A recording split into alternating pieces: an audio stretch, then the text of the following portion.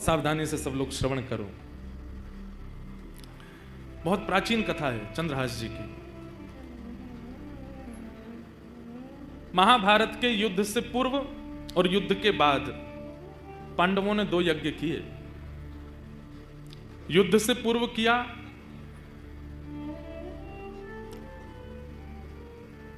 अश्वमेध यज्ञ, युद्ध के बाद किया अश्वमेध यज्ञ, और युद्ध से पूर्व भी एक यज्ञ पांडवों ने किया।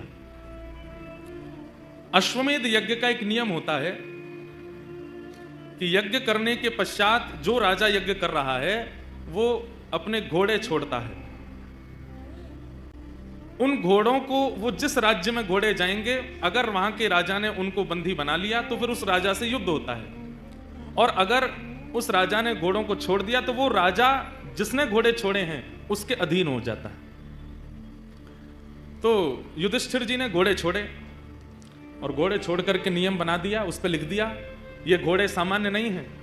धर्मराज युधिष्ठिर ने महाभारत युद्ध जीतने के बाद अश्वमेध यज्ञ करके इन घोड़ों को छोड़ा है। ये जिस जिस दिशा में जिस जिस राज्य से होकर निकलेंगे वो सारे राज्य युधिष्ठिर के माने जाएंगे। वहां के राजा युधिष्ठिर के नीचे काम करेंगे। और अगर इस भाव से किसी को दिक्कत हो तो युधिष्ठिर से युद्ध लड़ने के लिए तैयार रहना। घोड़ों के पीछे सेना लेकर के अर्जुन चल रहे थे। 2-4 लोगों ने घोड़ों को अपने राज्य में घुसने से मना किया तो अर्जुन ने युद्ध करके उनको परास्त कर दिया। इसी प्रकार फिर जब वो घोड़े पूरी पृथ्वी के चक्कर लगा के वापस आ जाते तब उस राजा को कहा जाता चक्रवर्ती सम्राट। इसको कोई नहीं हरा पाया। युधिष्ठिर जी ने घोड़े छोड़े, राज्यों में प्रवेश करते कई राजा तो अधीन हो जाते, बोले हम युधिष्ठिर जी के नीचे रहने को तैयार हैं। कई नहीं रहते तो अर्जुन युद्ध करके उनको नीचे कर देते। सब जगह भ्रमण करते करते जब वह घोड़े कुंतलपुर पहुंचे, हस्तिनापुर से थोड़ी दूर पूर्व ही एक कुंतलपुर नाम का स्थान पड़ा जहां पर वे घोड़े पहुंचे, और जैसे ही उन स्थान में घोड़ों का पहुंचना हुआ, कोई राजा या सैनिक नहीं आया रोकने। प्रवेश करते ही कुंतलपुर में घोड़े अपने आप अंतर ध्यान हो गए, अपने आप अंतर ध्यान हो गए। अर्जुन ने तुरंत अपना धनुष उठाया, प्रत्यंचा चढ़ाई, बाण निकाल लिया। किसकी इतनी हिम्मत हुई, घोड़ों को अंतर ध्यान कर दिया? कौन है? अरे छुप करके क्या घोड़ों को अंतर ध्यान कर, सामने आओ मेरे। कोई सामने नहीं आया। तो अर्जुन के पास तो ऐसी ऐसी विद्या हैं कि अगर कोई छुप भी जाए या कोई कहीं भी पहुंच जाए, वो अगर उसका स्मरण करके बाण छोड़ देंगे तो बाण उसी को जाके लगेगा। अर्जुन ने तुरंत बाण का संधान किया और स्मरण किया, जिसने मेरे घोड़े को अंतर ध्यान किया, छुपाया है, ये बाण उसी को जाकर के लगे। युद्ध की चुनौती। जैसे ही अर्जुन ने बाण का संधान किया, इतने में ही आकाश में नारद जी प्रकट हो गए। अर्जुन इसी वक्त अपना बाण नीचे रखो, धनुष बाण नीचे करो। क्या कह रहे हैं आप? ये तो नियम बना था कि जो भी घोड़ों को पकड़ेगा उससे युद्ध करना पड़ेगा, और कोई छुप करके अगर घोड़ों को अपने वश में कर ले, मैं उसको मारूं ना, ये कैसे हो सकता है? तब नारद जी महाराज बोले, क्योंकि जिसने तुम्हारे घोड़ों को अपने वश में किया है वो सामान्य नहीं है, वो तुम्हारा शत्रु नहीं, तुम्हारा मित्र बनने योग्य है। ऐसा क्या गुण है उसमें? कोई बहुत बड़ा दिग्विजयी राजा है या क्या? क्या ऐसी क्या खूबी है उसमें कि मैं उसको अपना मित्र बनाऊं? तब नारद जी महाराज ने कहा, जिस प्रकार तुम कृष्ण भक्त हो, ऐसे ही जिसने तुम्हारे घोड़े हरण किए हैं वो भी कृष्ण भक्त है। कुंतलपुर का राजा, उसका नाम है चंद्रहास। इसलिए तुम उस पर बाण चढ़ाने की, चलाने की कोई चेष्टा मत करो। अर्जुन तो तुरंत सुन के, ये बात सुनकर के वो कृष्ण भक्त है। अर्जुन बोले, मैंने पहले तो कभी नाम नहीं सुना चंद्रहास का।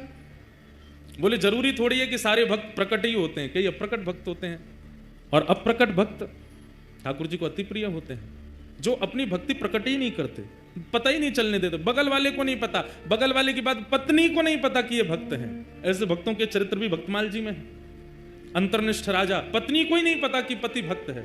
ऐसी भक्ति जो करते हैं ठाकुर जी, उन्हें सामान्य भक्ति करने वाले से 50% ज्यादा प्रेम करते हैं, जो अपनी भक्ति को प्रकट नहीं करते। अब आप इतनी संख्या में आए, हम कथा करने जाते हैं, इतनी संख्या में लोग आ जाते हैं, इतनी बुरी स्थिति कई जगह होती है कि हाथ पांव टूटने तक की स्थिति हमारी बनती है कई बार, पर यह कोई बहुत प्रशंसा की बात नहीं है। इतने लोग जानते हैं, इसका मतलब ठाकुर जी हमसे ज्यादा दूसरों को प्रायोरिटी देंगे, क्योंकि हमारी भक्ति प्रकट हो गई, हमारे प्रवचन प्रकट हो गए, हमारे भाव प्रकट हो गए।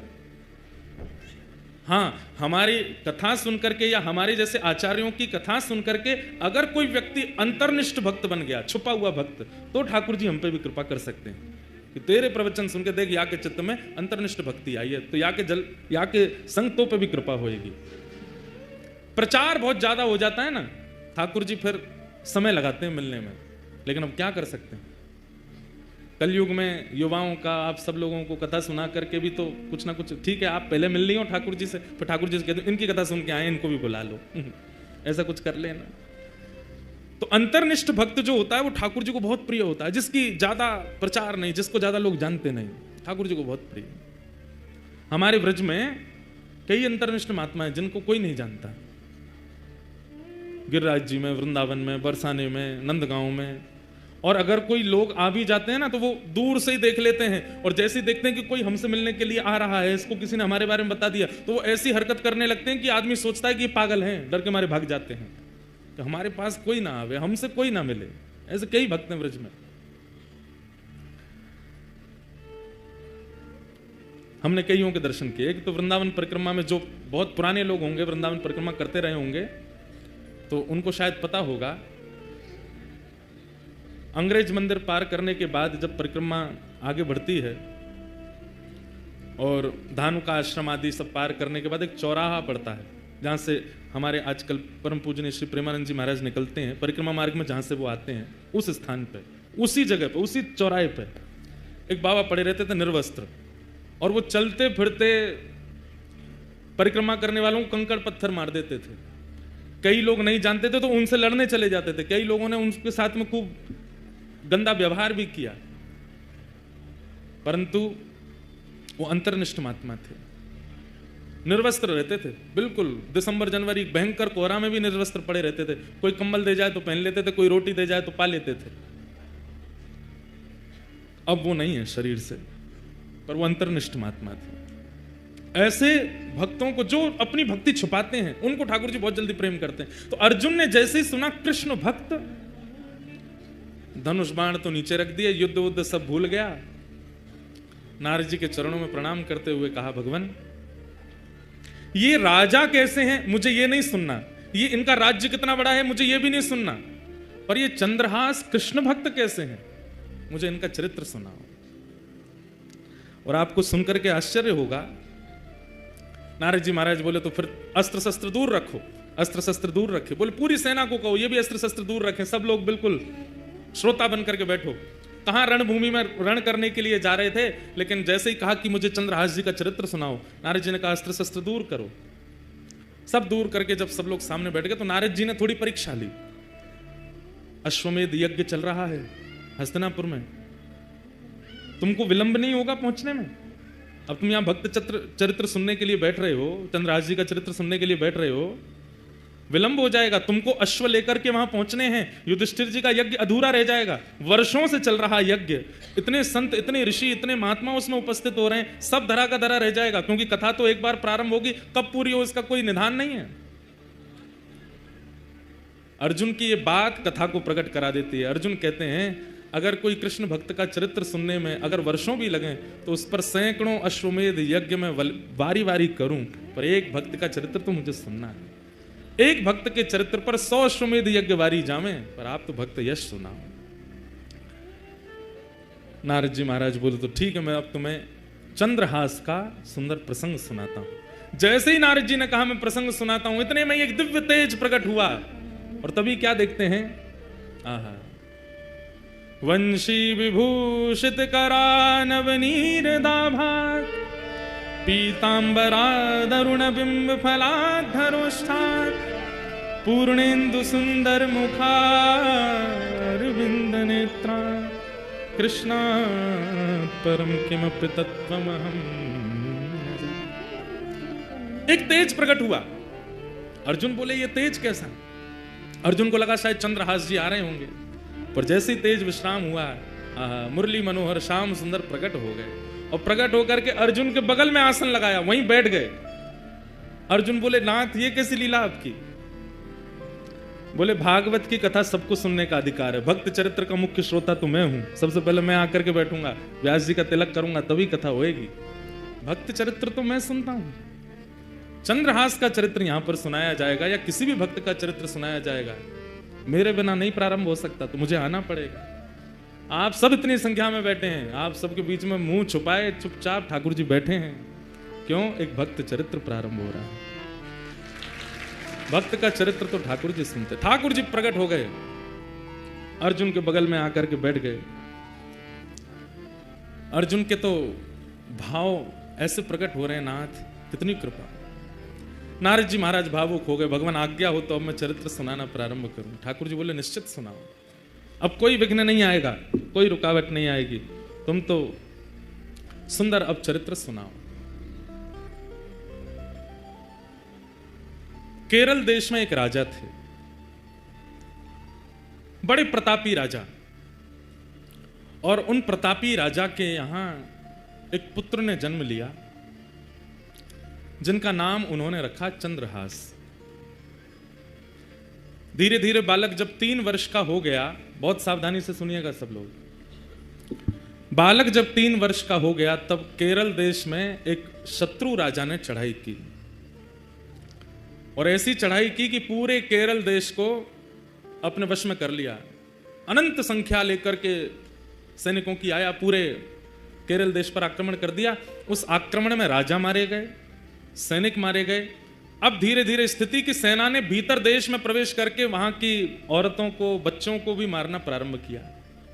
जो क्रूर राजा जिसने आक्रमण किया था उसको पता चला, बोले कि राजा मर गया, रानी मर गई, पूरा परिवार मर गया, एक इनका 3 वर्ष का बालक है वो अंदर भवन में है, उसको मार दो तो आपकी विजय हो गई इस देश पर। जैसे ही उस राजा ने अंदर प्रवेश करना प्रारंभ किया तो एक धाई मां, जो बालकों की आजकल कहते हैं तो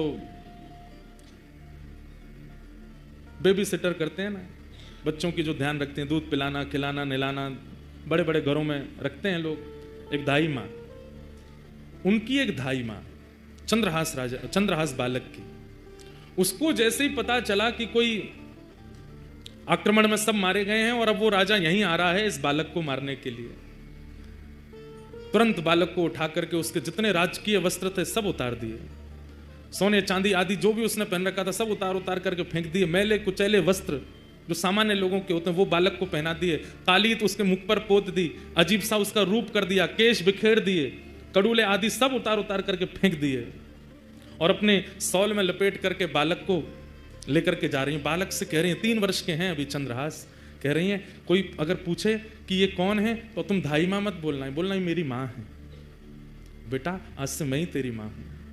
माता पिता दोनों चले गए, पूरा राज्य नष्ट हो गया। धाई मां ने बालक को अपनी सौल में लपेटा, गोद में लेकर के पीछे के रास्ते से सामान्य लोग जहां से भाग रहे थे वहीं से निकल के जाने लगे। जगह जगह नाकाबंदी पर सबको देखा जा रहा था। अंदर से राजा ने घोषणा कर दी कि राजकुमार को लेकर कोई भाग गया है, ढूंढो उसको, कहां है। बहुत सुंदर चरित्र है बंधुओं, सावधानी से सुनना। बालक को लेकर के धाई मां जैसे ही बाहर आने लगी तो एक सैनिक ने रोका। कौन हो?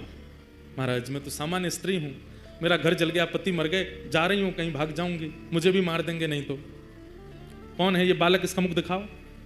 बालक का जब रूप दिखाया तो फटे कुचैले वस्त्र पहने हैं, मुख पर गंदगी लपेटी हुई, लगी रहा था कि धाई मां का ही बालक है। ए बालक ये कौन है? चंद्रहास बोले ये मेरी मां है। ठीक है जल्दी जाओ, निकलो यहां से। जैसे तैसे वहां से प्राण बचा करके उस बालक के वो धाई मां निकल गई।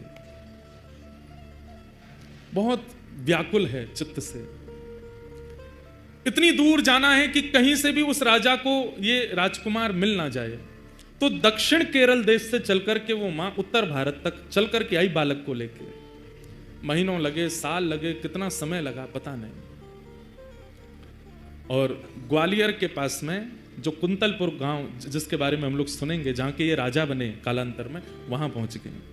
वहाँ के तत्कालीन राजा कोई थे, उनके मंत्री थे, उसका नाम था दृष्टबुद्धि। क्या नाम था? दृष्टबुद्धि। दृष्टबुद्धि के पास जाकर के दाई माँ ने कहा, मैं दासी हूं, बहुत निपुण हूं, आप मुझे जो काम कहेंगे मैं करने को तैयार हूं, मुझे कोई नौकरी दे दीजिए। माँ को लगा अब उत्तर भारत में कम से कम इतने 1000 किलोमीटर की दूरी है, कम से कम यहां सुरक्षित रहेंगे राजकुमार। दृष्टबुद्धि, दृष्टबुद्धि कुंतलपुर के राजा के मंत्री हैं। मंत्री ने जैसे देखा, अच्छा ठीक है, हमारे यहाँ तो बहुत सेविकाएं हैं, काम तो लगे रहते हैं, क्या कर सकती हो? बोले जो कहोगे वो करने को। और ये तुम्हारा बालक, ये तो छोटा है, खेल लेगा यहाँ बाहर बच्चों के साथ में, ठीक है। और वहां उस धाई माँ को एक नौकरी मिल गई, राजा के दरबार में कुछ काम आदि करती। और चंद्रहास राजकुमार, अब पूरा नगर दाई माँ को जानता है, जितने लोग जानते हैं सब कहते हैं ये बालक कौन है? बोले कि ये दासी पुत्र है। कहां एक राजमाता का पुत्र, कहां एक राजा का राजकुमार, और अब क्या बन गए हैं? दासी पुत्र। 2-2 दिन तक भोजन नहीं मिल पाता है, रात्रि सोने की व्यवस्था नहीं हो पाती है, दाई माँ के साथ ही चंद्रहास रहते हैं। बंधुओं, यही जीवन है। कब दिन बिगड़ जाएं या बदल जाएं कुछ कह नहीं सकते हैं। और एक बात हमेशा याद रखिएगा, दिन होना और रात होना इस बात का प्रतीक है। इस संसार में कोई भी व्यक्ति या इस सभागृह में कोई भी व्यक्ति ये नहीं कह सकता कि मैंने आज तक केवल दिन ही देखा है, रात नहीं देखी, या रात देखा है दिन नहीं देखी। सब देखा है। इसका मतलब दिन क्या है? यश। दिन क्या है? संपत्ति। दिन क्या है? प्रबलता। दिन क्या है? ऐश्वर्य। और रात्रि क्या है? सब इसका उल्टा। सबको देखना पड़ता है। और एक बात कहें आपको, बहुत फैक्ट बात है, हम सबका जीवन 10-10 वर्षों में विभाजित है। 10 वर्ष अच्छे निकलेंगे, 11वें वर्ष से फिर 10 वर्ष कुछ कठिनाइयां रहेंगी, फिर अगले 10 वर्ष ठीक निकलेंगे, फिर अगले 10 वर्ष कठिनाइयों से निकलेंगे। इसी को कहते हैं कि 10 वर्ष हम लोग सीखते हैं और 10 वर्ष उस सीखे हुए से कमाते हैं। सबके जीवन में ये नियम आता ही है। किसी किसी के प्रारंभ जीवन में ही आ जाता है, किसी के मध्य जीवन में, किसी के अंत जीवन में, पर ये 10 वर्षों का विभाजन चलता ही रहता है। राजा, केरल देश के राजा का पुत्र, अब दासी पुत्र। अगर किसी के चित्त में, गोस्वामी तुलसीदास जी की प्रसिद्ध बात है, सबको पता है, दीन कहे धनवान सुखी, धनवान कहे सुख राजा को भारी, राजा कहे महाराजा सुखी, महाराजा कहे सुख इंद्र को भारी, इंद्र कहे चतुरानन को सुख, ब्रह्म कहे सुख विष्णु को भारी, तुलसीदास विचार कहे हरि भजन बिना सब जीव दुखारी। सब दुखी। कष्ट का समय सबके जीवन में आता है बंधुओं, बस उस समय पर धैर्य मत खोइएगा। ये 10 दिन में जो भजन किया, 10 वर्ष में जो भजन किया, वो 10 वर्ष कष्ट के जमावेंगे। तब उस भजन से बल लेकर के बस उससे जूझ लीजिए, निकल लीजिए, शांत रहिए, मौन रहिए। आज चंद्रहास जी एक दासी पुत्र हो गए। कैसा उनका जीवन? छोटे बच्चों के साथ में बाहर गली में खेलते हैं, नाली में गिर जाते हैं, सब कुछ राजकीय अब नष्ट हो चुका है और दासी पुत्र के नाम से ही जाने जाते हैं। लेकिन ठाकुर जी जब परीक्षा लेने पे आते हैं तो बंधु अति कर देते हैं कई बार। 5 वर्ष की आयु हुई चंद्रहास जी की, और जो दाई मां उनको लेके भागी थी बचाने के लिए, अब उसके प्राण निकलने लगे। कोई नहीं है अब चंद्रहास जी का इस दुनिया में। माता पिता परिवार सब मारा जा चुका है, एक दाई मां है बस। और अनजान नगर सब दासी पुत्र समझते हैं इनको। चंद्रहास जी गए अपनी मां के पास, दाई मां के पास, तो देखा बिस्तर पर पड़ी, बुखार चढ़ रहा है। सिर दबाने लगे, मां आपको क्या हुआ? चंद्रहास का हाथ पकड़ लिया, बालक अब मैं जाने वाली हूं, आप जा रही हो, मैं किसके पास जाऊंगा फिर? मेरा कौन है यहाँ पे? माता पिता जा चुके हैं, आप मुझे यहाँ ले आई, मैं आपको ही माँ मानता हूँ, यहाँ सब लोग मुझे जानते नहीं हैं, मुझे कोई पूछता भी नहीं, आप भोजन कराती हैं तो मैं खाता हूँ, आप मुझे नहलाती हैं तो मैं नहा लेता हूँ, मैं किसके पास रहूंगा अब? सुनो चंद्रहास, इधर आओ, आज के बाद कोई पूछे तुम्हारी माँ कौन है तो कहना कृष्ण मेरी माँ है। कोई पूछे तुम्हारे पिता कौन है तो कहना कृष्ण मेरे पिता हैं। कोई पूछे कि तुम्हारा आश्रय कहाँ है तो श्री कृष्ण के चरणार बिंदों को ही अपना आश्रय बताना। कोई पूछे तुम्हारा सर्वस्व कौन है तो कृष्ण ही तुम्हारे सर्वस्व है। बोलो चंद्रहास तुम्हारी माँ कौन है? चंद्रहास रोते हुए बोलते हैं कृष्ण मेरी माँ है। जानते भी नहीं है कृष्ण है कौन, बस माँ समझा रही है। कौन है तुम्हारी माँ? कृष्ण मेरी माँ। तुम्हारे पिता कौन है? कृष्ण मेरे पिता है। तुम्हारे सर्वस्व कौन है? कृष्ण मेरे सर्वस्व है। और यही कृष्ण मेरे सर्वस्व, कृष्ण मेरे सर्वस्व कहते कहते कहते ढाई माँ ने भी प्राण त्याग दिए। अकेले रह गए हैं चंद्रहास पूरी दुनिया में, अब कोई नहीं है उनके पास। नारद जी कथा सुना रहे हैं और सामने बैठ के कृष्ण अर्जुन दोनों रो रहे हैं। चंद्रहास जी का चरित्र। चली गई मां, किसी के घर में किराए पर या कैसे भी रहती थी, उन घर वालों ने अब चंद्रहास जी को घर से निकाल दिया। मां तो थी, काम करके कुछ देती थी, अब तू अकेला क्या करेगा, यहां पर निकल जा। छोटे से 5 वर्ष के चंद्रहास निकल गए घर से। कभी किसी वृक्ष के नीचे सो जाते हैं, कभी किसी तालाब के पास पहुंच करके वहां जल पी लेते हैं। नगर में ही रहते हैं, किसी ने नगर से नहीं निकाला, पर अपने घर कोई नहीं बुलाता उनको। जो बच्चे खेलने आते थे वो भी अब दूर दूर रहने लगे। बस एक ही बात रटते रहते हैं, कृष्ण मेरी माँ है, कृष्ण मेरे पिता हैं, कृष्ण मेरे सर्वस्व हैं, कृष्ण मेरी माँ है, कृष्ण मेरे पिता हैं, कृष्ण मेरे सर्वस्व हैं। कभी कोई साधु महात्मा मिल जाते, अरे बालक अकेले कहां घूम रहे हो, छोटी अवस्था, माँ कहां है तुम्हारी? कृष्ण मेरी माँ है। अरे पिता कहां है तुम्हारे? कृष्ण मेरे पिता हैं।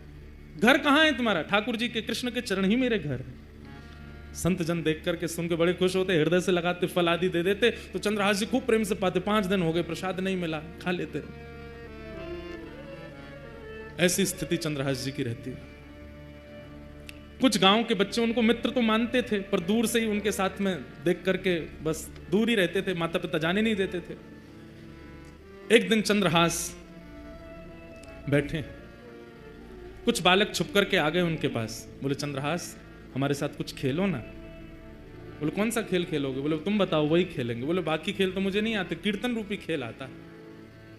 बोले कीर्तन रूपी खेल ही खेलो। बोले इसमें क्या करना पड़ता? बोले एक गाएगा, बाकी सब उसके पीछे गाएंगे।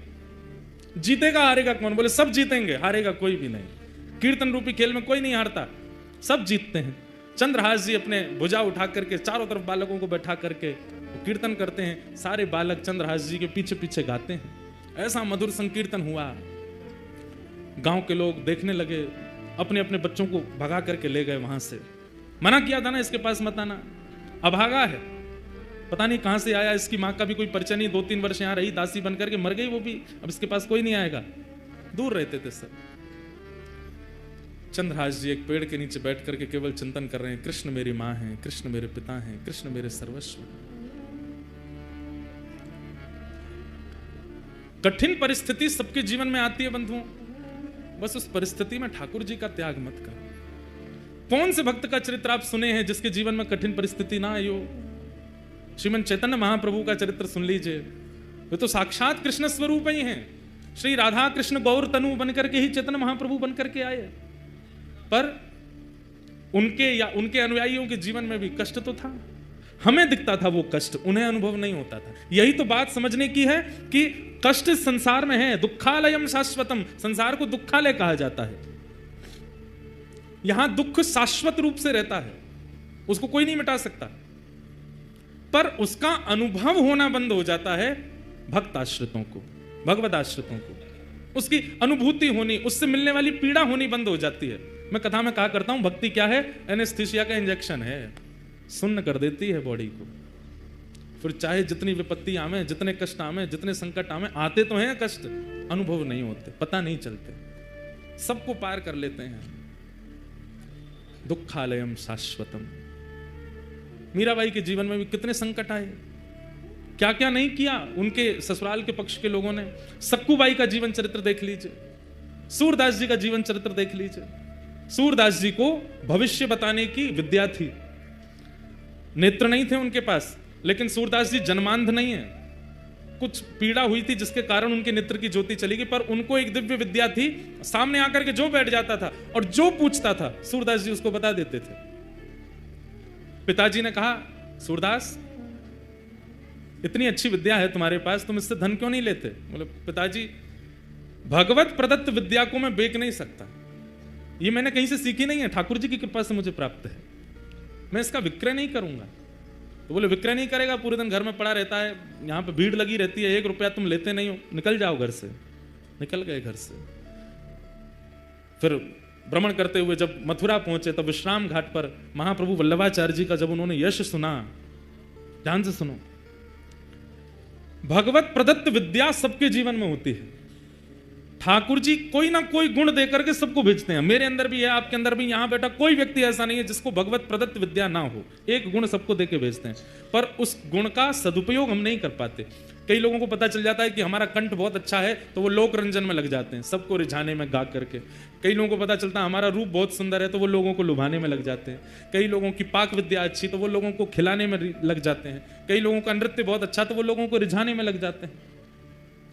पता चल जाए कि कोई भगवत प्रदत्त विद्या है या भगवत प्रदत्त गुण हमारे पास है, उससे हरि को रिझाओ, हरि रिझेंगे। सूरदास जी महाराज को लगा कि मैं बिना नेत्रों के लोगों का भविष्य देख लेता हूं, लोगों की खोई चीज ढूंढ लेता हूं, लोगों का पास्ट पता है, फ्यूचर पता है, सब कुछ मुझे पता है बिना नेत्रों के, पर इस गुण से मैं संतुष्ट नहीं हूं। इसी भावना को चित्त में धारण करके श्रीमद् वल्लभाचार्य जी के पास गए, महाप्रभु जी के चरणों में प्रणाम किया। तो महाप्रभु जी ने उन पर दृष्टि डाल करके देखा और जैसे ही ब्रह्म संबंध हुआ, जैसे ही गुरु दीक्षा प्रदान की श्री सूरदास जी को, सूरदास जी से कहा तुमने बहुतों का भविष्य देखा है, तुम पास्ट में जा जा करके सबका देख लेते हो, अब मैंने तुम्हें ब्रह्म संबंध दे दिया है, अब ब्रह्म का पास्ट देखो, ठाकुर जी का जीवन चरित्र देखो। आहा, जैसे ही सूरदास जी ने नेत्र बंद करके चिंतन लगाया, अब किसी जीवात्मा का कोई भविष्य आदि नहीं दिख रहा है या किसी जीवात्मा की पूर्व की स्थिति नहीं दिख रही है, अब ठाकुर जी की लीला दिखने लगी उनको। और सूरदास जी ने, तब मेरे को सूरदास जी आज इसलिए याद आ रहे हैं, सामने ही बैठे हैं, वहीं ऊपर ही बैठे हैं और बार बार अपना तंबूरा लेके ऐसे ठाकुर जी ऐसे बैठ करके सुन रहे हैं, तो मेरी बार बार दृष्टि पड़ती है, इसलिए बार बार सूरदास जी स्मृति में आ रहे हैं, लेकिन भाव की पुष्टि हो रही है इसलिए मैं बोल रहा हूं। और सामने ही जब बैठे हैं और कोई, यहाँ शंकराचार्य जी भी बैठे हैं, ऋषि अत्रि भी बैठे हैं, वशिष्ठ जी भी बैठे हैं, पर हम वैष्णवों की ध्वजा लेकर के भक्ति की आगे यही चल रहे हैं। जैसे ही ब्रह्म संबंध हुआ, पहला पद सूरदास जी ने कौन सा कहा, इतना सुंदर पद, बस मुझे मिल जाए। आहा,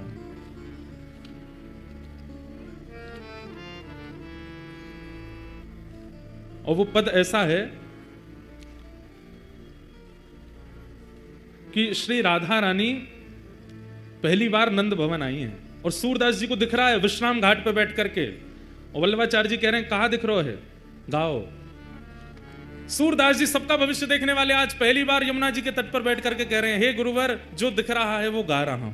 क्या कि यशोदा मैया राधा कुंवरी सवारती, प्यारी यशोदा मैया राधा कुंवरी सवारती। जय जय। ऐसा दिख रहा है कि नंद भवन में ठाकुर जी मैया से लड़ रहे हैं। अच्छा, कहा कह रहे हैं? बोले यूं कह रहे हैं, मेरा ब्याह कराओ, मैं ब्याह करूंगा मैया, मैं चोरी चकारी और सबरो उदम छोड़ दूंगा, मेरा ब्याह करो। मैया बोली, लाला 3 बरस को 3.5 बरस को तू है, अभी तो ब्याह करेगा। इतने में ही बाहर नंद भवन की, अब पूरी कथा तो मैं नहीं सुनाऊंगा, बहुत बड़ी है, कल अगर अवसर मिलेगा तो सुनाऊंगा। एक दिन पहले ही ठाकुर जी मिले किशोरी जी से पहली बार, और किशोरी जी को अपने नंद भवन को सबरो मार्ग बता दियो, वहां मेरो घर है, वहां मैं रहूं और मेरो नाम है कुंवर कन्हई। तो मैया तो लड़ रहे, मेरो ब्याह करा दे। इतने में ही किशोरी जी ढूंढते ढूंढते नंद भवन पहुंच गई। मैया बोली, इतना सौ है तू, अभी नेक्स्ट 100, अभी तो ब्याह करेगा, बहू कैसी चाहिए? इतने में ही बाहर से आवाज आई, कुंवर कन्हई। किशोरी जी पधारी हैं, ठाकुर जी के कान खड़े, मैया सुन देख कौन बोल रहा है, कुंवर कन्हई। मैया बोली, जी कौन? जी तो कोई लाली बोल रही। मैया लाली ना, बहू है, चर्चा है रही, अपने आप ही आ गई है।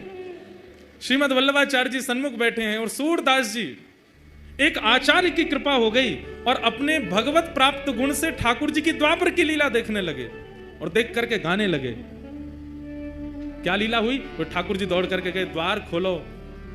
यशोदा जी किशोरी जी को भीतर लेकर के पधारी। अरे लाली, कौन की लाली है तू? अब किशोरी जी संकोच में खड़ी हैं, ठाकुर जी को देख रही हैं। ठाकुर जी कह रहे हैं बताओ कौन की लाली हो? किशोरी जी कुछ नहीं बोली। तो ठाकुर जी, मैया जे ब्रजमान गोप की लाली है। अच्छा, बरसाने वाले ब्रजमान गोप? किशोरी जी कुछ नहीं बोली। अच्छा, तेरो गांव कौन सा है? मैया बरसाने गांव में रे, रावल गांव की है। अच्छा, तेरी मैया को नाम तो मुझे कछु ऐसो याद है, मुझे याद नहीं आ रहा है। ठाकुर जी बोलो कीर्ति मैया। तो ते पूछ रही हूं मैं, तू काय को बता रहा है? या ते पूछ रही हूं या बता दे।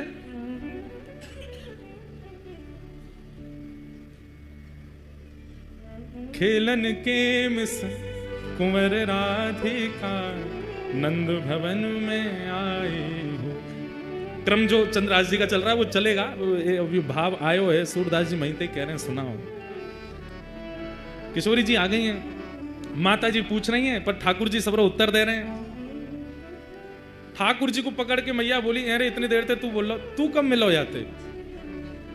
कहां मिलो? अब किशोरी छोड़ दी, ठाकुर जी पकड़ लिए। आहा, तो ठाकुर जी कहा क्या उत्तर दे रहे हैं? कितने बोले हमारे लाल जी। जमुना तीर कलही में भूलो, जमुना तीर कलही में भूलो, बाह पकड़ ले आई हो, बाह पकड़ ले आई हो। ठाकुर जी कह रहे हैं मैया कल जमुना जी पे घूमते घूमते मैं नंद भवन को रास्ता भूल गए हो। बोला अच्छा, तब जे मुझ को मिल गई और मैं रोन लगो, मुझे तो मैया के पास जानो है, नंद बाबा के पास जानो। तो जे मेरो हाथ पकड़ के नंद भवन छोड़ के गई मुझ को। या हमारे हम दोनों को परिचय है गयो।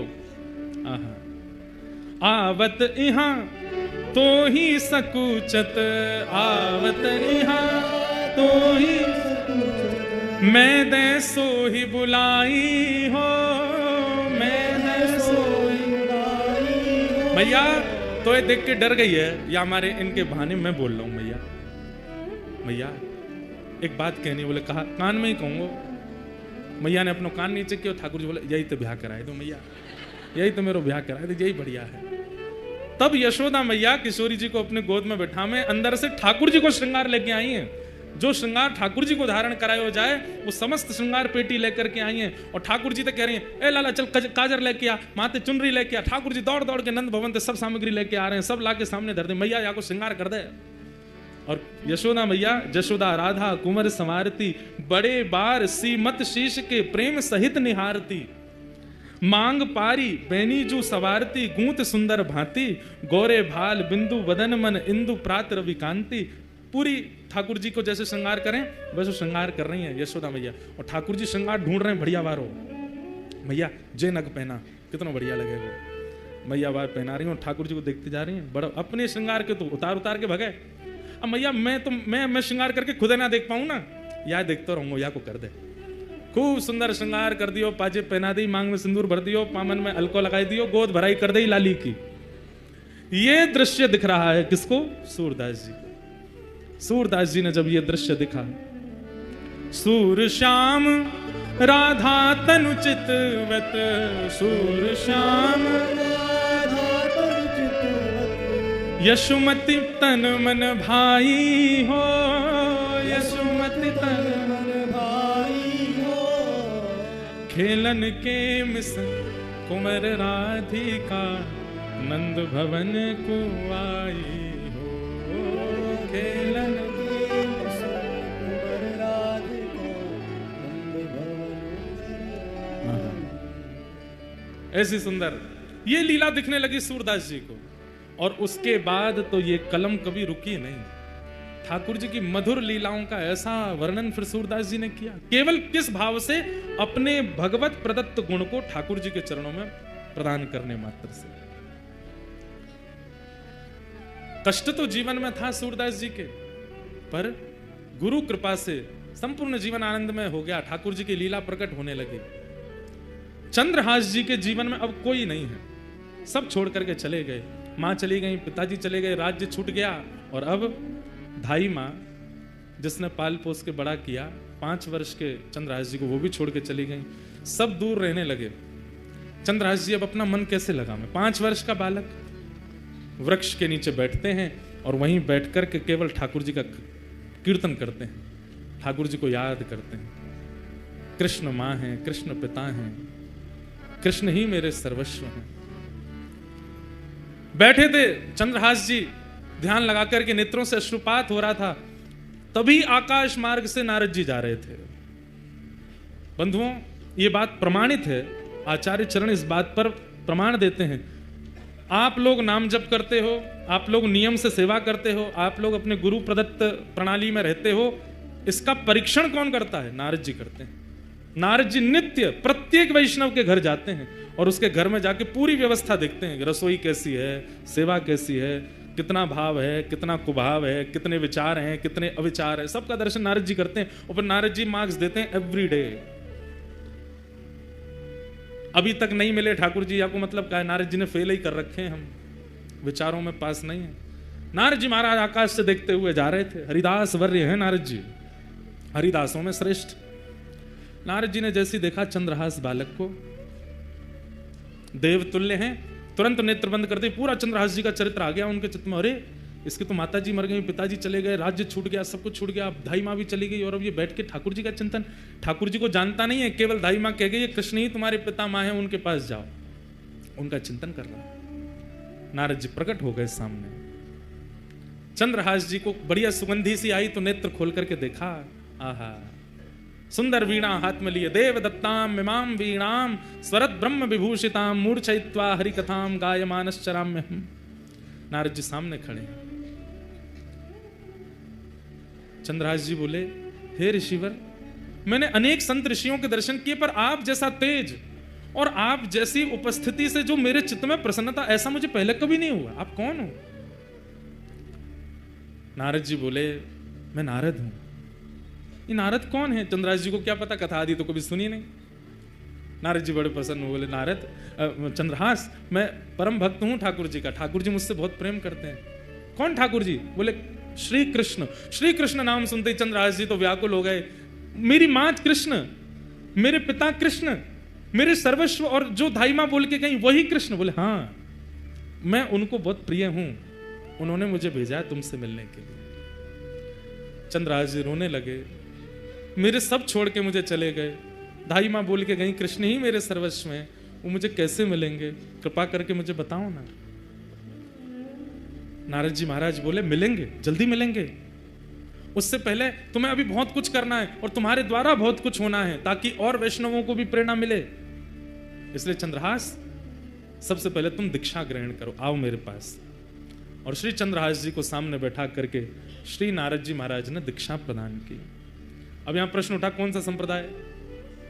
संप्रदाय सब अपने हैं, कोई बड़ा कोई छोटा नहीं, परंतु यदि नारद जी की दृष्टि से देखा जाए तो श्री निम्बार्क संप्रदाय। क्यों?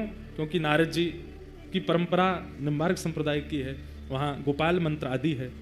वही दीक्षा नारद जी ने चंद्रहास जी को दी। गले में कंठी माला पहनाई, सिर पर तिलक लगा दिया और कान में मंत्र कह करके कहा कि अब नित्य इस मंत्र का जाप करना है। चंद्रहास, ठाकुर जी तुमको मिलेंगे। और अब एक चीज और करनी है, क्या? ठाकुर सेवा। सेवा से मन की मनीलता जाती है। मैं कैसे सेवा करूंगा? मेरे पास तो ना घर है, ना मकान है, ना आसन है, ना सिंहासन है, कुछ भी नहीं है। मैं तो खुद पेड़ के नीचे रहता हूं, कोई आश्रय मुझे मिलता नहीं। कीर्तन गाता हूं तो कई बार लोग कीर्तन करने के लिए घर पर बुला लेते हैं तो भोजन प्रसाद पवा देते हैं। मैं ठाकुर जी की सेवा कैसे करूंगा? बोले तुम चिंता मत करो, तुम्हारे पास ठाकुर जी हैं। बोले मेरे पास? बोले हाँ। कहाँ हैं? तुम जो गोटियों से खेलते हो, कंचा, उनको लेके आओ। तो खूब सारे कंचे इकट्ठे किए थे चंद्रहास जी, पूरे दिन अकेले क्या करें, उनसे खेलते रहते थे। उन्हीं कंचों में एक बहुत सुंदर श्याम वर्ण के वो शालिग्राम जी थे और उनको भी रखा था। नारद जी ने ढूंढ करके कंचों के बीच में शालिग्राम जी निकाले, बोले ये हैं, ये ठाकुर जी हैं। चंद्रहास, अब इन्हीं की सेवा तुमको करनी है।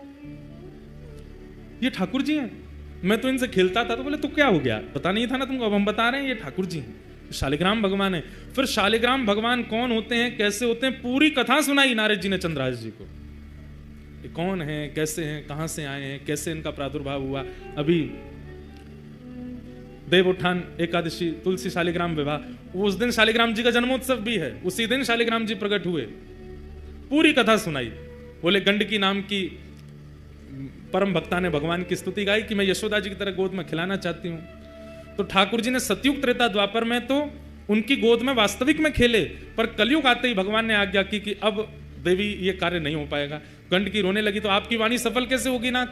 तब ठाकुर जी बोले तो एक काम करो, क्या तुम नदी बन जाओ और हम शालिग्राम बन करके तुम्हारे भीतर विराजेंगे, तुम्हारी गोद में खेलते रहेंगे।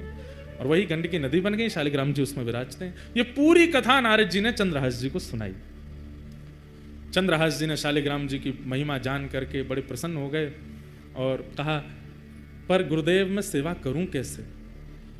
ना मुझ पर चंदन है, ना रोली है, कुछ भी तो नहीं है, ना इत्र है, ना कोई माला है, क्या कैसे करूंगा? तब नारद जी ने कहा, बोले सबसे सरल सेवा है इनकी। बोले क्या? दिखा के खाओ, धो के पी लो। जो भी खाना है इनको दिखा के खाना है, और जो भी पीना है इनको उसमें धो करके ही पीना। अब उस समय चाय आदि तो कुछ होती नहीं थी, दूध था और पानी था। बोले जब दूध पियो तो इनको धो दो, जो बचे उसको पी लो, जब जल पियो तब भी इनको धो दो, पी लो, और जो भी पाओ इनको दिखा के खाओ। अब सुनिएगा कितने सरल हैं चंद्रहास जी। चंद्रहास जी बोले मुझ पे तो जेब भी नहीं है, मैं इनको कहां लिए घूमूं?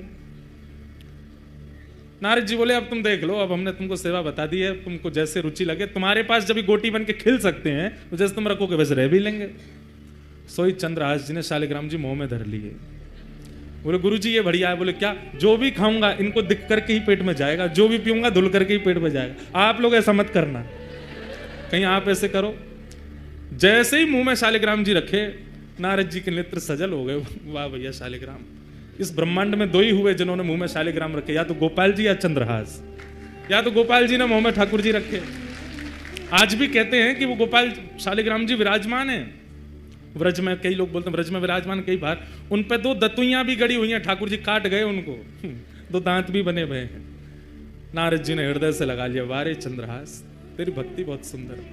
छोटे से शालिग्राम जी को अपने मुंह में रखते हैं चंद्रहास जी, जो भी खाते हैं उस खाई हुई वस्तु को शालिग्राम जी देख लेते हैं, पा लेते हैं। मुंह में लेके वस्तु कहते हैं, है शालिग्राम देख लो का खा रहा हूं, पा लेते हैं। जब जल पीते हैं तो शालिग्राम जी का स्पर्श होके चला जाता है। ऐसे चंद्रहास भक्त। नारद जी ने उनको पूरी विधि बता दी, भजन कैसे करना है, नियम कैसे करना है, जब कैसे। एक बात बंधुओं याद रखो, गुरु के वचन अटल कर मानो। अगर गुरुदेव की आज्ञा हो गई कि 4 बजे उठना है, तो भले ही आपकी हिम्मत नहीं होती है, उठना शुरू कर दो। 4 बजे उठने मात्र से ठाकुर जी मिल जाएंगे। गुरु जो आज्ञा कर दें, जैसी आज्ञा कर दें, बस उस पर अटल विश्वास कर लीजिए। गुरु के वचन अटल कर मानो, साधु समागम कीजिए, मन रे कृष्ण नाम कह लीजिए। जब गुरु के वचनों के प्रति हमारा अविश्वास हो जाता है ना, ठाकुर जी भी फिर दूर हो जाते हैं। गुरु के वचन अटल कर मानो, गुरु आज्ञा पर कोई संशय मत करो, संदेह मत करो। नारद जी महाराज ने समझा दिया सब, खूब प्रेम से अपने गाल में रखते, सेवा करते। फिर नारद जी ने कुछ व्यवस्था बता दी, तो फिर मुंह में एक आध दिन ही रखे, फिर नारद जी ने आगे कुछ व्यवस्था करी, तो वैसे रखते थे। पर कथा प्रसंग ऐसे ही कि उन्होंने मुंह में ही धर लिए थे पहले। अब चंद्रहास जी बड़े प्रेम से सेवा में लग गए ठाकुर जी की। बंधुओं, संत कौन है? बसंत ऋतु की तरह हैं। ऋतुओं में सर्वश्रेष्ठ बसंत ऋतु होती है, पूरे पृथ्वी को हरा भरा कर देती है। परंतु बसंत ऋतु से पहले पतझड़ जरूर आती है।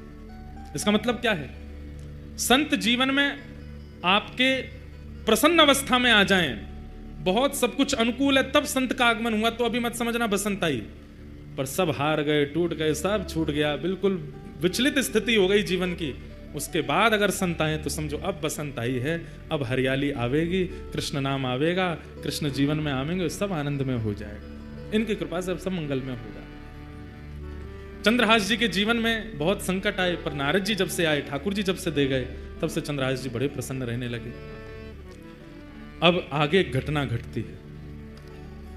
दृष्ट बुद्धि नाम का जो मंत्री था, चंद्रहास जी का चरित्र खूब बड़ा है, हमको तो ये संशय कल भी पूरा हो पाएगा कि नहीं, पर आप लोग सुनो, अधूरा रह जाएगा तो फिर से आ जाएंगे डंडी स्वामी जी के यहाँ सुनाने।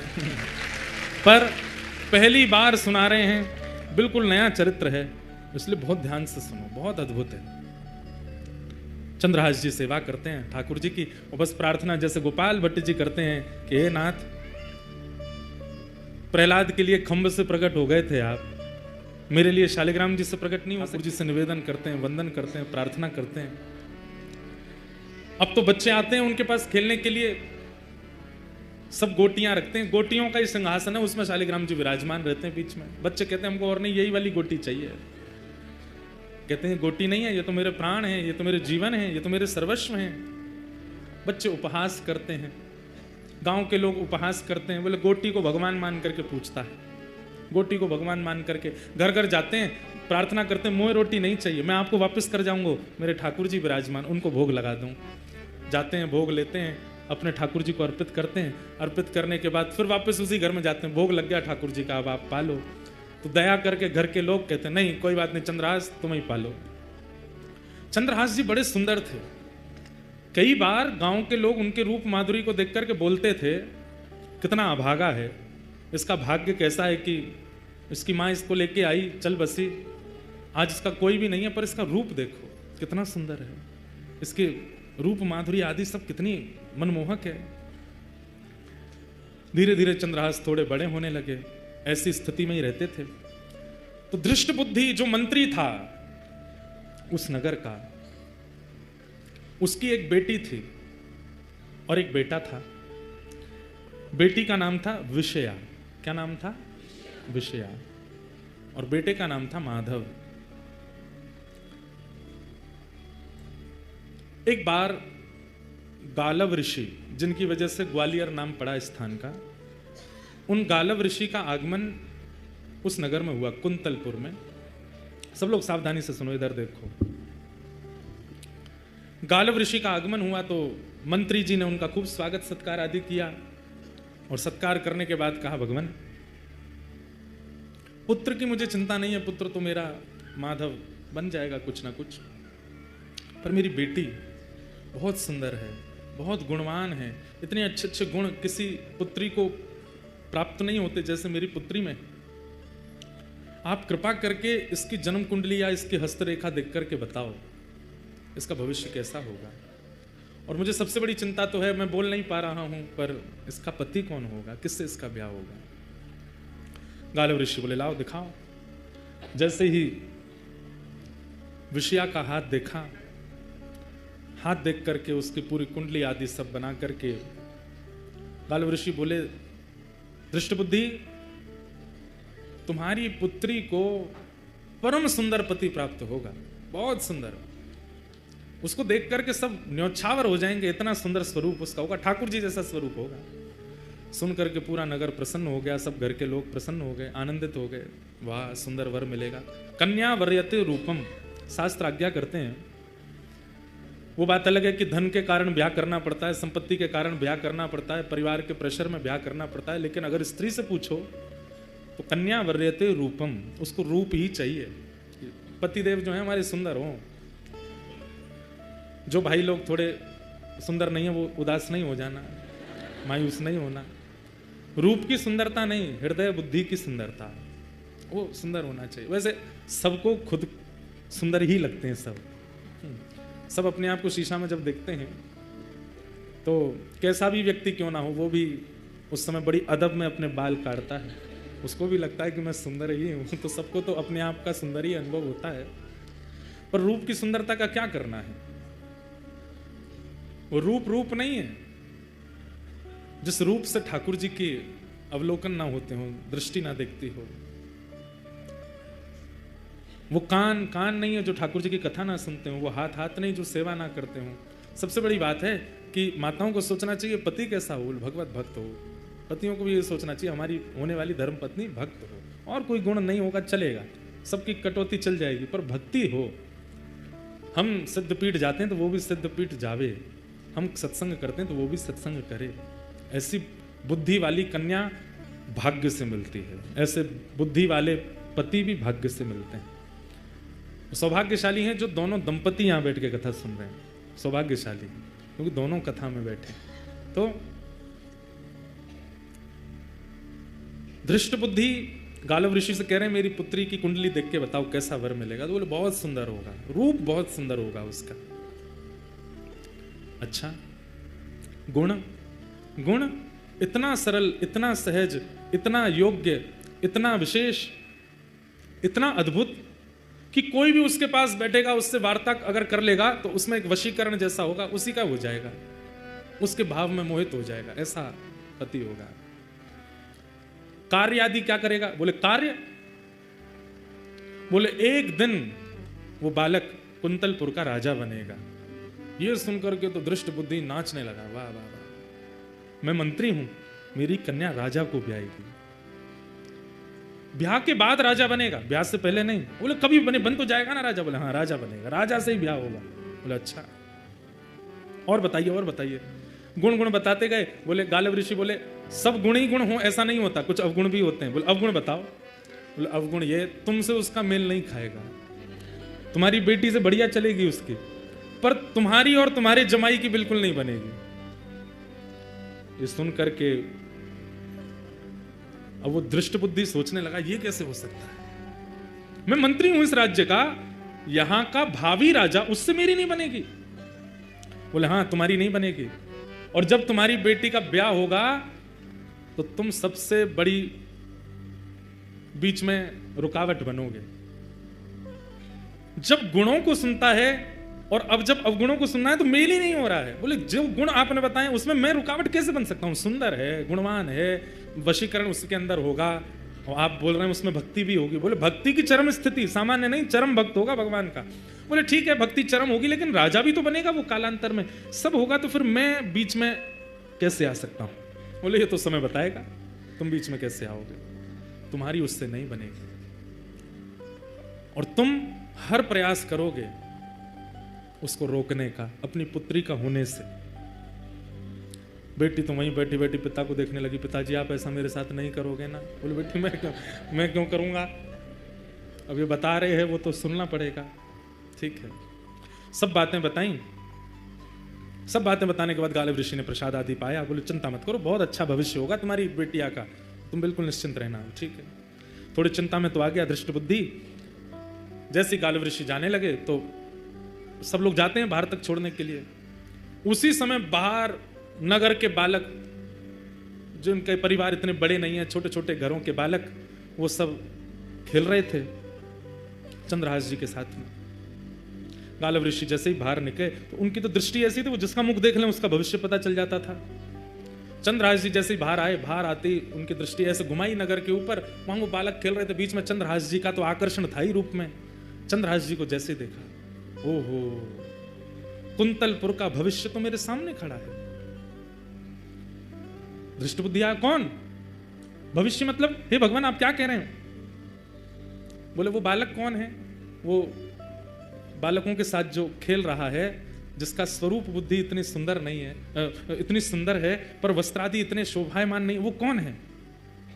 दृष्ट बुद्धि बोला पता नहीं कौन है। अब ये 3 वर्ष के थे जब दृष्ट बुद्धि ने घर से निकाल दिया इनकी मां के मरने के बाद।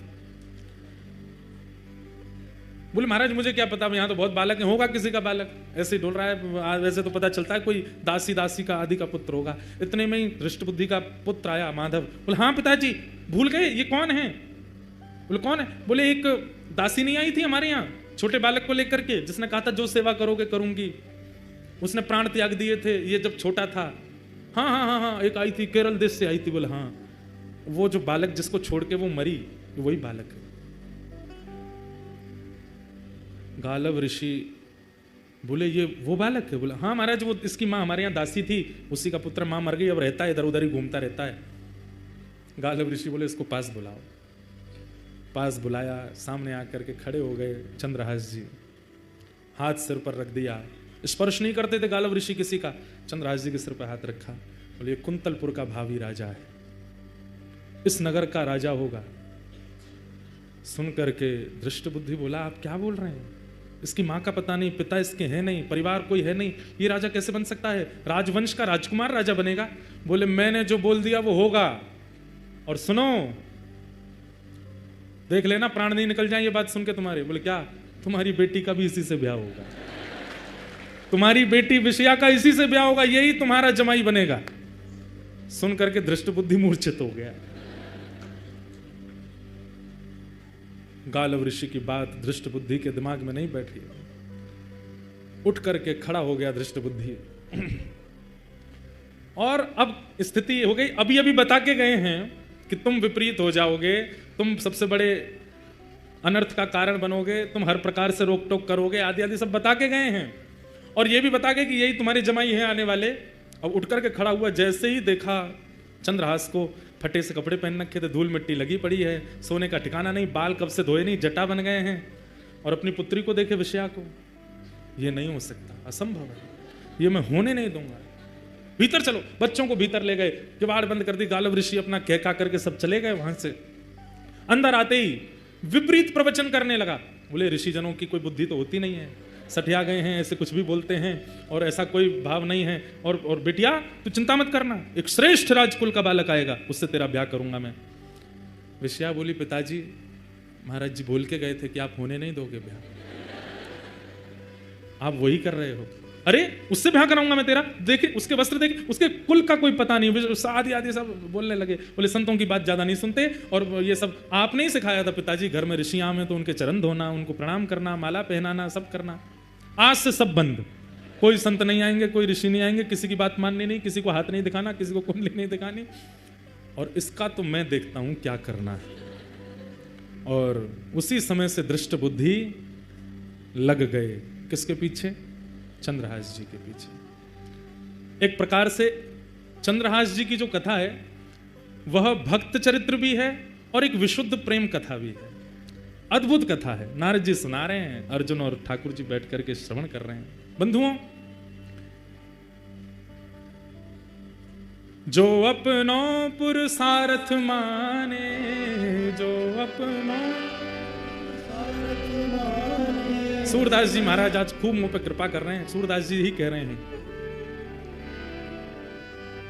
होनी टारी नाहि टरे, होनी टारी नाहि, होनी टारी नाहि टरे, होनी टारी। सूरदास जी कह रहे हैं, बोले जो होना है वो होके रहेगा, वो टल नहीं सकता। चाहे कोई कितना भी प्रयास करे, चाहे कोई कितना भी यत्न कर ले, जो ठाकुर जी ने मन में विचार कर लिया है वो होके ही रहेगा। अब यहां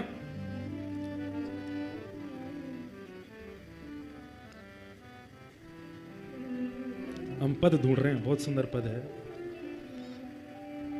होनी टारी नाहि टरे, होनी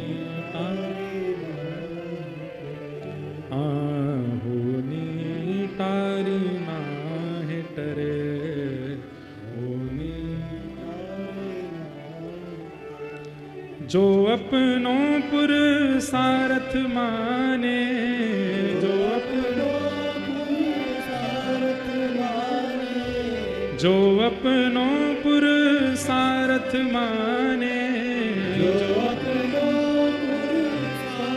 माने, कर्म गति टारी नाहि टरे, कर्म गति टारी नाहि। मुनि वशिष्ठ से पंडित ज्ञानी, मुनि वशिष्ठ से सीध के लगन धरे, सीध के वशिष्ठ मुनि जिनका नाम है मुनियों में, उन्होंने सब देख करके लगन लिखी है। किनकी? सीता जी की, राम जी से विवाह की। बोले इन जैसी जोड़ी किसी की नहीं बनेगी, बहुत सुखद होगा भविष्य। और फिर क्या हुआ? सीता हरण मरण दशरथ को, सीता हरण वन में विपत्ति पड़े, हाँ वन में होनी टारी नाहि टरे, हे कर्म गति टारी नाहि टरे, कर्म गति कह वह फंद कहाँ वह पारधी, कहाँ वह फंद कहाँ वह मिरग चरे, कहाँ वह कोटि गया नित पुण्य करत नृग, कोटि गया पुण्य करत, गिरगिट जोन परे, गिरगिट जोन परे, कर्म गति तारे ना टरे, कर्म गति। अब कई जगह भाव है कि सूरदास जी का भी पद है, कबीरदास जी का भी भाव है। कहत कबीर सुनो भई साधो,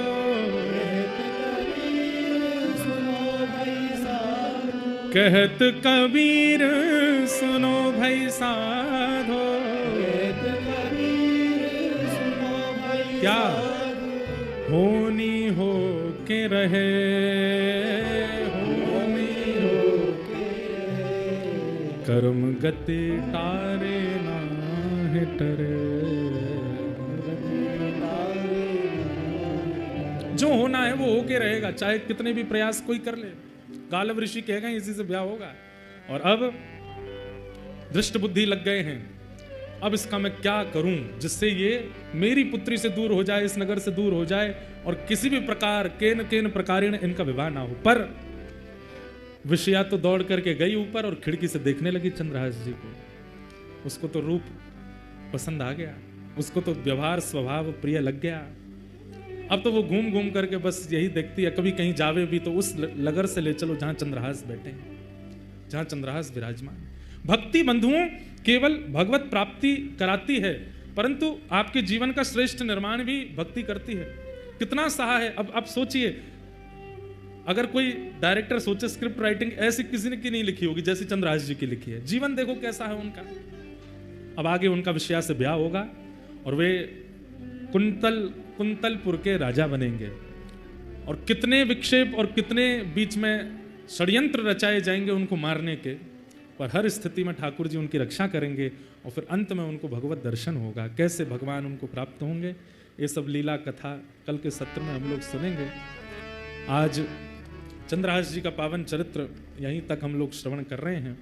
बंधुओं, समय कथा का 5:30 बजे से है, कल भी 5:30 बजे से ही प्रारंभ होगी और 8:30 बजे तक रहेगा। आज विलंब हुआ, इसलिए विलंब तक थोड़ा चला। यहाँ पर समय की मर्यादा और सबकी कथा श्रवण की भी एक सुंदर मर्यादा है। उस मर्यादा का आप लोग पालन कीजिए। क्यों? क्योंकि ये सिद्ध भूमि है, यहाँ पर तप किया है महाराज श्री ने, इसलिए हमारे ऊपर सौभाग्य है कि हम यहाँ आकर के कथा श्रवण कर रहे हैं। आप सब लोग उसका पूर्ण ध्यान रखेंगे। और भैया दूसरी बात, कल कथा यहाँ विश्राम नहीं होगी, प्रसंग तो रोज चलेंगे, परसों भी यहाँ क्रम है, उसके अगले दिन भी क्रम है, हमारी सेवा कल तक है। बहुत जल्दी लुधियाना में फिर 7 दिवसीय कथा भी करने आ रहे हैं, उसके लिए भी आप सब लोग 2027 में कथा है लुधियाना में, तभी आवेंगे। पर तब भी प्रयास करेंगे, और प्रयास नहीं करना है, करेंगे ही कि सिद्ध पीठ में भी शाम को अगर कथा वहाँ होगी तो सुबह के सत्र में थोड़ा यहाँ प्रवचन कर देंगे ताकि महाराज श्री को कुछ श्रवण करा सकें।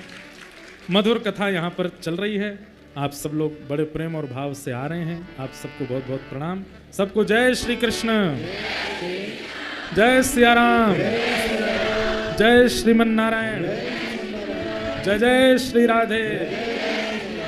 पूछरी के लौटा की प्यारे